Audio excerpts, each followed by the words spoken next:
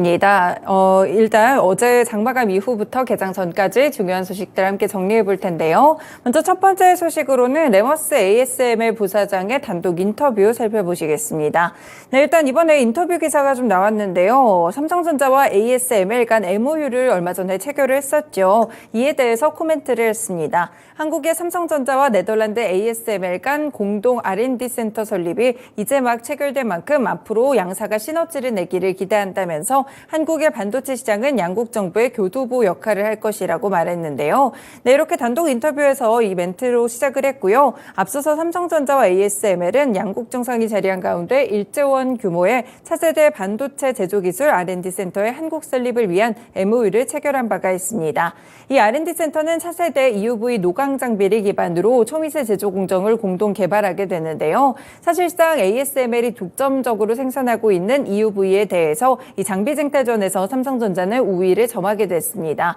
일단 이 부분은 한 대당 최소 2천억 원에 달하는 고가에다가 생산 가능 수량이 1년에 한 50대 정도로 굉장히 제한적이기 때문에 확보가 쉽지 않은 상황인데요. 이렇게 추가적으로 좀 확보를 하게 됐다는 점이 긍정적으로 보이고요. 이와 함께 ASML은 2,400억 원을 투자해서 화성에 짓고 있는 화성 6 캠퍼스와 R&D 센터의 시너지 효과까지 함께 기대를 하고 있다고 합니다. 네, 반도체와 관련된 협력 소식들 상당히 또 계속해서 좋게 나오고 있는 상황인데요. 어제도 삼성전자 52주 신고가를 터치했습니다. 긍정적인 소식인 만큼 오늘의 주가 흐름도 함께 살펴보시길 바라겠습니다. 네, 두 번째 소식 살펴봅니다. 이번에는 SK하이닉스와 관련된 긍정적인 소식인데요. 이 S&P 글로벌 신용평가사가 SK하이닉스에 대해서 인공지능 반도체 수요 확대로 인해 빠른 실적 회복이 기대된다고 평가했습니다. 이에 대해서 등급 전망을 기존 부정적에서 안정적으로 상향 조정했고요. 일단 등급 자체는 기존의 BBB-를 유지했습니다. 이 보고서를 보시면 SK하이닉스가 급성장하는 생성형 AI 메모리 반도체 시장에서 향후 6에서 18개월 동안 추가적인 실적 개선을 시현할 것이라고 봤는데요. 삼성전자와 마이크론 같이 경쟁 업체들도 고대역폭 메모리에 공격적으로 투자하고 있지만 이미 SK하이닉스가 시장에서 선도적인 역할을 하면서 입지와 생산 역량을 확보했다고 봤습니다. 그렇기 때문에 앞으로의 급격한 수요 확대에 가장 큰 수혜를 입을 것이다라고 분석했는데요. 그렇기 때문에 딜의 업황도 개선되면서 SK하이닉스의 삼각전 영업이익이 올해 6조 원에서 내년에는 21조 원까지 크게 늘 것으로 추정하고 있습니다. 오늘 SK하이닉스 주가 흐름 추가적으로 살펴보시면 좋을 것 같고요. 어제도 4% 정도 상승 마감했었는데 추가적으로 오를 수 있을지 신고가 터치했던 SK하이닉스까지 함께 체크해 두시길 바라겠습니다.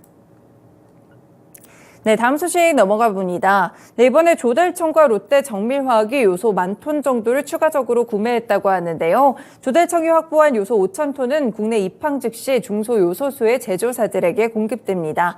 국내 차량용 요소 사용량의 51분에 해당하는 이번 10,000톤 계약을 비롯해 현재 국내의 요소와 요소수 재고 그리고 제3국의 수입 예정 물량은 총 6.8개월 분으로 함께 증가했는데요. 이 조달청은 차량용 요소 수급의 안정을 위해서 요소의 공공비축량을 6,000톤에서 12,000톤으로 확대하고 공공비축 요소 2,000톤을 조기 방출하고 있습니다. 일단은 제조사들의 수요를 조사하고 있는데 수요가 많을 경우에 공동구매도 함께 추진을 한다고 하네요. 네, 관련 종목들도 함께 체크해 두실 필요가 있을 것 같고요. KG케미칼이라든지 요소 관련 종목들이 시장에서 들썩입니다. 일단은 재고를 좀 확보했기 때문에 어떻게 움직이게 될지 추가적인 흐름들도 살펴보시면 좋을 것 같습니다. 네, 네 번째 소식 살펴봅니다. 사실 어제 단독 보도로 나왔다가 그 이후에 좀 확정적인 보도가 나왔는데요. LG전자가 튀김 요리를 만드는 로봇을 치킨 프랜차이즈 BHC 치킨에 납품한 것으로 알려지고 있습니다. LG전자는 신규 로봇 라인업으로 튀김 제조용 로봇인 튀봇의 본격적인 출시를 현재 준비하고 있는데요. 그러면서 튀김 조리가 많은 치킨 프랜차이즈 그리고 리조트 내 식당에 이번에 납품하기 위한 방안들을 함께 논의하고 있다고 합니다. 일단 LG전자가 BHC 일부 매장에 치킨 조리용으로 튀봇을 납품했고 운용 성과에 따라서 적용하는 매장을 확대할 수도 있다는 분석인데요. 지금 LG전자는 미래 먹거리 중 하나로 로봇 사업을 적극적으로 육성하고 있습니다. B2B 사업을 하는 BS 사업본부에서 로봇 사업을 현재 담당하고 있는데요. 올해 상반기까지는 주로 서비스나 배송 로봇을 중심으로 대형 거래처와의 협업을 통해서 로봇 사업의 성장을 추진해 왔다는 점 체크해 보실 수 있겠고요. 로봇과 관련된 모멘텀들 또 이렇게 성장 성장주 같이 금리 인하에 대한 기대감을 받는 종목들이 많이 오르는 시기에 LG전자의 주가 흐름도 함께 체크해 두시면 좋을 것 같습니다. 네, 다음 소식입니다. 단독 보도인데요. HMM 매각과 관련해서 우선 협상자를 선정하는 방안을 조율한 것으로 확인되고 있습니다. 지금 최종 결단 과정이 남았고요. 연구체 전환 유예 같은 각종 논란에도 지금 가격을 높게 제시했던 하림그룹을 우선 협상자로 뽑는 것을 매각 측이 강행할 것으로 나타나고 있는데요. 이 정부와 투자업계에 따르면 금융위와 해수부는 어제 HMM 매각을 위한 차관 회의를 개최했습니다. 당초에는 12일 정도의 회의가 열릴 예정이었지만 사전에 정보가 유출되면서 13일로 급히 날짜를 바꿨는데요. 일단 신속 매각 방안에 조금 더 무게가 실린 것으로 보이고요. 이에 따라서 하림그룹의 우선 협상자 선정을 가정하고 막바지 검토 작업을 하고 있다고 합니다. 지금 3주째 우선 협상자를 가리지 못하고 지체를 해왔었는데 일단은 HMM 매각과 관련된 발표는 윤석열 대통령이 네덜란드 국빈 방문을 마치고 오늘 귀국을 하는 만큼 최종 논의 과정에서 조금 더 지연될 수 있다고 합니다. 추가적으로 어떻게 오르게 될지 관련 종목들 체크해 보시면 될 것 같고요. HMM이라든지 하림 이 관련된 매각 종목들까지 함께 살펴보시면 좋을 것 같습니다. 네, 마지막 또 단독 보도로 보겠습니다. 네, 롯데칠성 측에서요, 이번에 그동안 진행해왔던 모든 국내 수제 맥주 브랜드의 OEM을 중단한 것으로 확인되고 있습니다. 한때는 코로나19 때 홈술이나 혼술 열풍으로 인기를 모았었는데요. 위스키나 하이볼에 밀리면서 재고가 늘어났고 이 여파를 고스란히 받고 있습니다.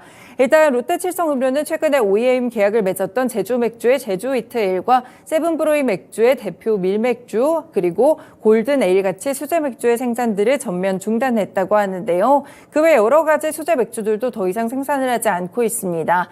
제품 판매 부진에 따라서 생산 중단 요청이 있었고요. 올 2분기부터 제주 맥주와 세븐브로이 제품의 생산을 중단했다고 합니다. 그래서 OEM 부문의 매출도 급격히 줄어들었다고 하는데요. 최근에 국내 수제 맥주 시장들은 굉장한 침체를 겪고 있는 상황입니다. 재고가 남아들어서 생산 자체를 줄였고 자체 생산으로 많이 전환을 했다고 하는데요. 네, 이런 보도가 나왔으니까요. 관련 종목들 함께 묶어보실 수 있을 것 같고요. 롯데칠성뿐 아니라 여기 제주 맥주와 관련된 소식들도 함께 포함이 됐었죠. 제주 맥주의 주가까지도 함께 체크해 두시길 바라겠습니다. 네, 이렇게 개장 전에 중요한 소식들 6가지 함께 정리해 드렸습니다. 마켓콕 헤드라인이었습니다.